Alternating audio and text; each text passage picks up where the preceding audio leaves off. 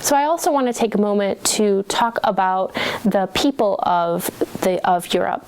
We can think about Europe as a fairly densely populated continent, especially populated in the core areas and the big cities. This population is pretty stable. It's not growing overly fast. It's highly urban, and it's generally fairly affluent, though there are some income disparities that we heard about a little bit when we talked about the EU.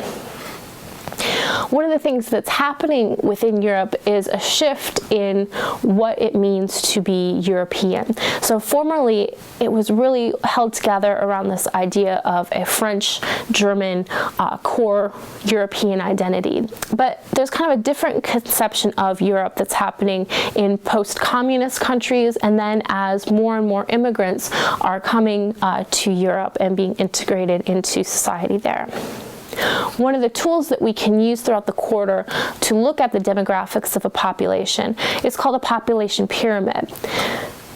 This is a visual representation that tells us about the structure of a population. If we look at the example here, what we can see with this population pyramid is that the vertical axis shows us the age groups within a population.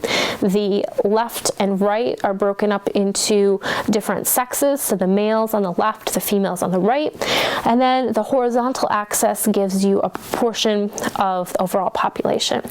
So what we can do with this is it's a really good quick visual indicator to show us the trends within a population. So here's just some examples of how we can analyze population pyramids. So the one on the left is an expanding pyramid that shows rapid growth. This pyramid's for Nigeria. So we can see then that this population is expanding over time, and that would lead to different types of positive and negative issues associated with that population. So you would have a lot of young people, ensure that your culture would continue, that your society would continue, but you also have to be able to invest the money to educate these people. So that's an important thing. Another example of a population pyramid is the second one here, the one in the middle that shows a stable or beehive population. Here you can see that most of the age groups are about the same in proportion to each other, so about the same amount of people in each age bracket. So the population isn't really growing, isn't really shrinking, it's about the same. The one in the middle here, it shows the population for the United States. And the last one, the third one on the right, is a declining population pyramid. So this one is a population pyramid for Germany, which shows zero growth and or decline. So you can see that there are less young people than there are older folks within the population. So one of the problems that could be associated with this is that as the older generations age, there aren't going to be as many working folks to be able to contribute to society to keep up social programs or to care for the elderly population. You might also have loss in sort of overall culture, things like that. So if we look at the European population, we notice overall a diminishing and declining birth rate. This particular population pyramid is a little bit more detailed one for Germany. What we see here is we can read into it a sort of mushroom-like shape, so a kind of declining population. We can see some historical events showing up in the population pyramid. So we have a deficit of births, and then also loss of male life associated with both of the world wars. So you see those as kind of dips into the side of the pyramid. You see a post-war baby boom happening back 60 years ago after World War II. So you see a lot of folks entering the population at that point. And you see then a sort of diminishment of population. So a low birth rate overall, aging population. With that, who's going to do the jobs that need to be done in society? That would be a pull factor to bring in folks from other parts of the world to help stabilize the population. So some recent migration streams from Europe have really started in the 1960s and 70s when the labor shortage was quite acute and there was a lot of economic opportunities there. So there were folks that were able to come to Europe with the status of guest workers, with the idea that they would stay for only a few years, they wouldn't bring their families, they would just be there for a short period of time. Also, folks coming in as refugees from other parts of the world where conditions are dire, either for political or environmental reasons, and then illegal immigrants attracted for economic prosperity and opportunities. So here's some examples of the spatiality of these flows. So you see folks coming into Europe from former colonies, so especially from former colonies going to the former colonial over country. So you'd have, in these cases, shared language, shared culture to some extent to forge some of these connections. So into Britain, you have folks from former British colonies in the Caribbean, from India and Pakistan. From the Dutch, you have folks coming from the Dutch Caribbean, former East Indies, from France, the French Caribbean, French West Africa, Algeria, Tunisia, etc.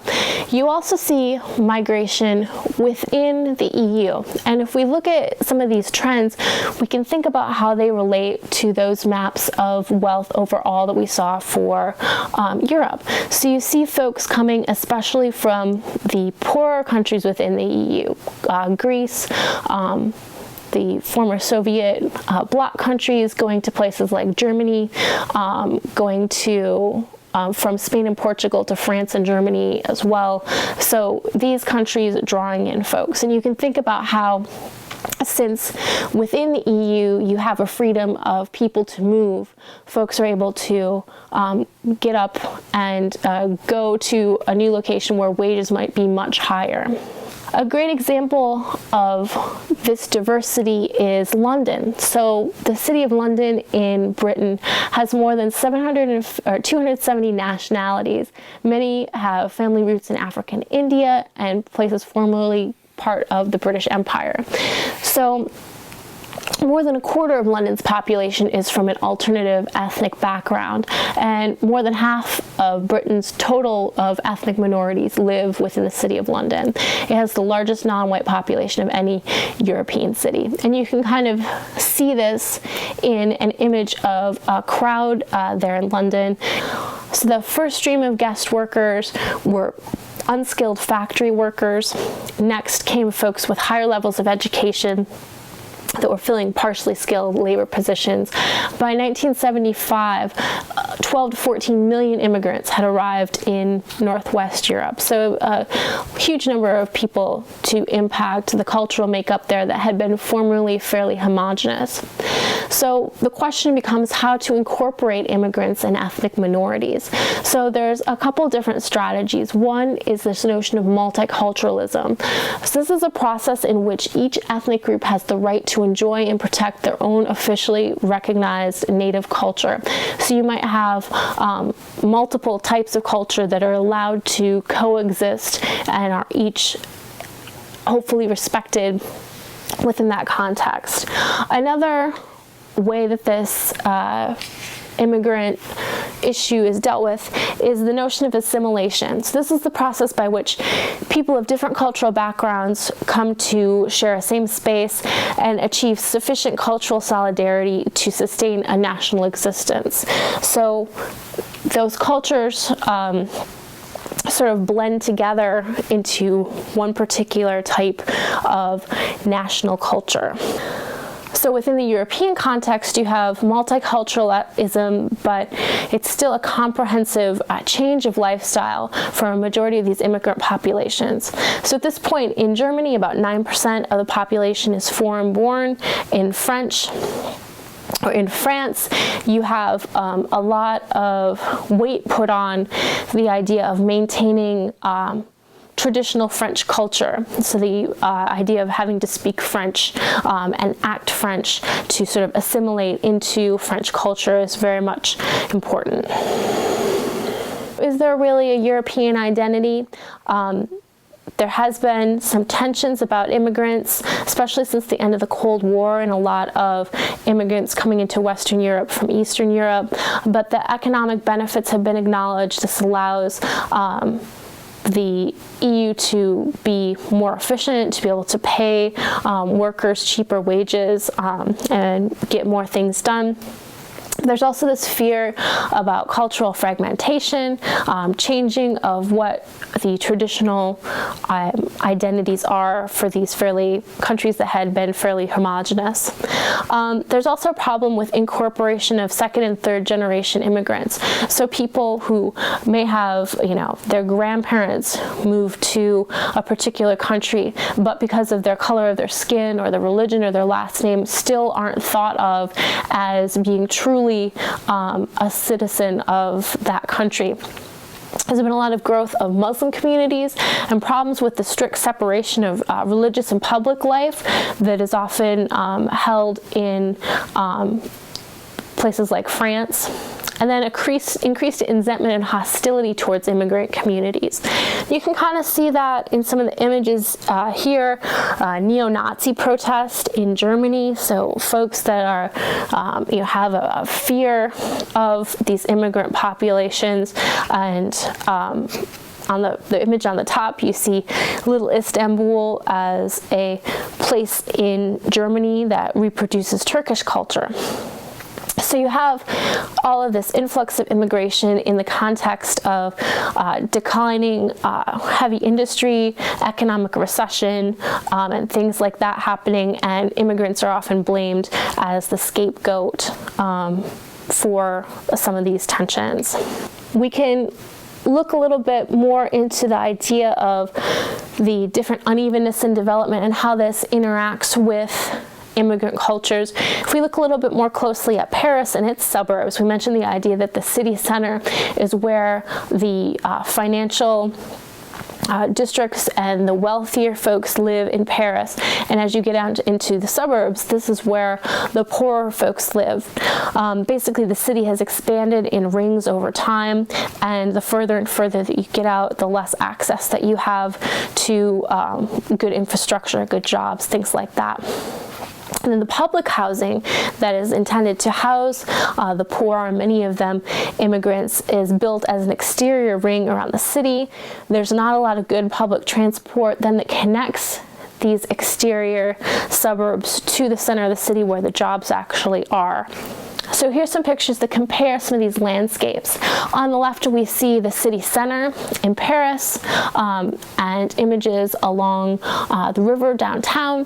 But then on the right, we have images of public housing blocks in the periphery of the city that look very bleak indeed.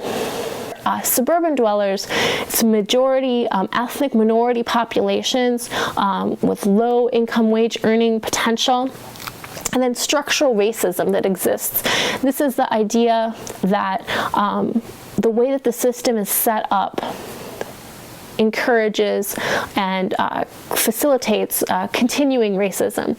So officially, France has this policy of assimilation and accepting people into the culture, but unofficially, people that are taking job applications will look at people's name, look at people's address, and recognize them as non-traditionally French and discriminate against them in that way. So it becomes very difficult for folks to be able to get out of these cycles of poverty due to this structural racism. And I want to end up by just taking a look quick at the Hungry Planet images for Europe.